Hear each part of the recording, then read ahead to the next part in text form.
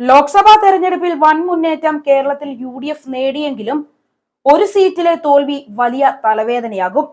കേരളത്തിൽ BJP account തുറന്നപ്പോൾ കോൺഗ്രസ് 3-ാം സ്ഥാനത്തായി മാറിയവിടെ.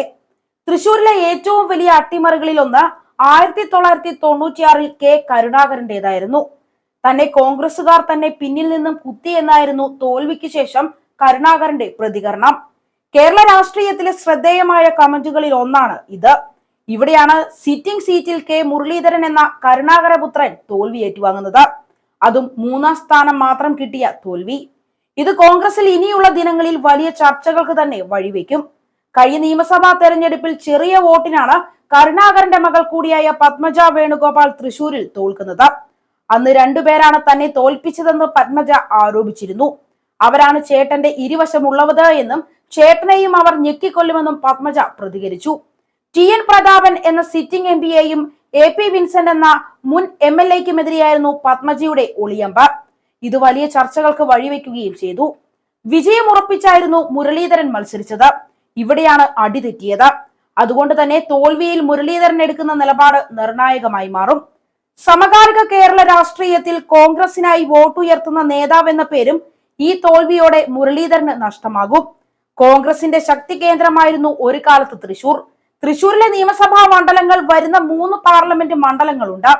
അതിൽ തൃശൂർ ജില്ലയിൽ നിന്നുള്ളവ മാത്രം ഉൾക്കൊള്ളുന്നതാണ് തൃശൂർ ലോക്സഭാ മണ്ഡലം. അവിടെ കോൺഗ്രസ് തോറ്റു. കോൺഗ്രസ് തോറ്റ 2ാമത്തെ മണ്ഡലവും തൃശൂരിന്റെ ഭാഗമാണ്, ആലത്തൂർ. അവിടെ മന്ത്രി കൂടിയായ K രാധാകൃഷ്ണൻ CPMന്റെ കനൽ തിരിയായി ജയിച്ചു കയറി. ചാലക്കുടിയിലും തൃശൂർ ജില്ലയുടെ പ്രാതിനിധ്യമുണ്ട്. ഇവിടെ ജയിക്കാൻ കോൺഗ്രസിന്റെ ബെന്നി ബെഹനാന് കഴിയുകയും ചെയ്തു. തൃശൂരിലെ മണ്ഡലങ്ങളിലെ മികവിലാണ് ആലത്തൂരിലെ CPM സ്ഥാനാർത്ഥി രാധാകൃഷ്ണന്റെ വിജയം. അങ്ങനെ തൃശൂരിലെ കോൺഗ്രസിന് വലിയ നിരാശയാണ് ലോക്സഭാ ഫലം നൽകുന്നത്. ചാലക്കുടിയിൽ മത്സരിച്ച ബെന്നിക്കും തൃശൂരിലെ ജില്ലയിലെ മണ്ഡലങ്ങളിൽ വലിയ വോട്ട് വിഹിതം കിട്ടിയില്ല എന്നും സൂചനകളുണ്ട്. ഇതും കോൺഗ്രസിന്റെ തൃശൂരിലെ സംഘടനാ സംവിധാനത്തിന്റെ വീഴ്ചയായി വിലയിരുത്തും. K മുരളീധരന്റെ പ്രതികരണമാകും ഇനി ശ്രദ്ധേയമാവുക. കോൺഗ്രസിന് പരമ്പരാഗതമായി കിട്ടുന്ന വലിയ വിഭാഗം വോട്ടുകൾ BJPക്ക് പോയി എന്നതാണ് വസ്തുത. ഇന്ത്യ ആകാംക്ഷയോടെ കാത്തിരിക്കുന്ന ലോക്സഭാ തെരഞ്ഞെടുപ്പിലെ കേരളത്തിലെയും കേന്ദ്രത്തിലെയും ഫലങ്ങൾ കാണിക്കുന്നത് ഭരണവിരുദ്ധ വികാരം എന്നാണ് വിലയിരുത്തൽ. കേരളത്തിൽ UDF വൻ മുന്നേറ്റം നടത്തിയപ്പോൾ ആദ്യമായി NDA 2 സീറ്റുകളിൽ മുന്നേറ്റം നേടി. എന്നാൽ ഒരു സീറ്റിൽ പിന്നീട് പുറകോട്ട് പോവുകയും ചെയ്തു. തൃശൂരിൽ ആദ്യം മുതൽ തന്നെ ലീഡ് ഉയർത്തി മുന്നേറിയ സുരേഷ് ഗോപി വോട്ടെണ്ണൽ 70% കടന്നപ്പോൾ ലീഡ് നില 500,000 മുകളിലേക്കായിരുന്നു. അത് പിന്നീട് താഴ്ന്നില്ല. തിരുവനന്തപുരത്തിനും പത്തനംതിട്ടയിലും എന്ന പോലെ BJP ഏറ്റവും പ്രാധാന്യം കൊടുത്ത A+ മണ്ഡലങ്ങളിൽ ഒന്നായിരുന്നു തൃശൂർ.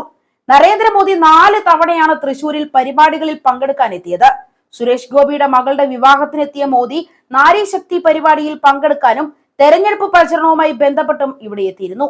ഇതെല്ലാം തൃശൂരിൽ നിർണായകമായി മാറി. തൃശൂരിൽ BJPയുടെ വിജയമാണ് വൻ ചർച്ചയായി മാറുക. തൃശൂരിൽ LDFന്റെയും UDFന്റെയും അപ്രമാദിത്വം തകർക്കാൻ സുരേഷ് ഗോപിക്ക് തുണയായത് കരുവന്നൂർ ബാങ്ക് തട്ടിപ്പടക്കമുള്ള വിവാദങ്ങളാണ് എന്ന ചർച്ചകൾ ഇപ്പോൾ തന്നെയുണ്ട്. തൃശൂർ പൂരവുമായി ബന്ധപ്പെട്ട വെടിക്കെട്ട്, പോലീസ് ഇടപെടൽ എന്നിവയെല്ലാം തന്നെ തിരിച്ചുകുത്തി എന്ന് വേണം കരുതാൻ.